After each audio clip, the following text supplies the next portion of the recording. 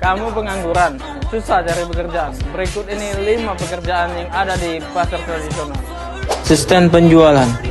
Dalam proses jual beli di pasar tradisional, biasanya seorang pedagang memerlukan seorang asisten penjualan. Asisten penjualan ini bertugas untuk memperlancar dan membantu proses penjualan. 2. Kasir toko. Skill yang diperlukan untuk bekerja sebagai kasir di pasar tradisional ialah ketelitian, ramah, dan mampu menawarkan berbagai macam produk yang ditawarkan. 3. Kuli angkut.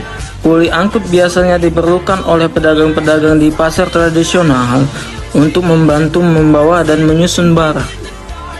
4. Jasa pengantaran.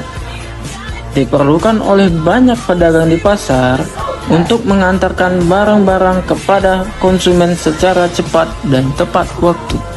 5. Jasa bersih-bersih. Diperlukan di setiap pasar tradisional untuk menjaga kebersihan di lingkungan pasar.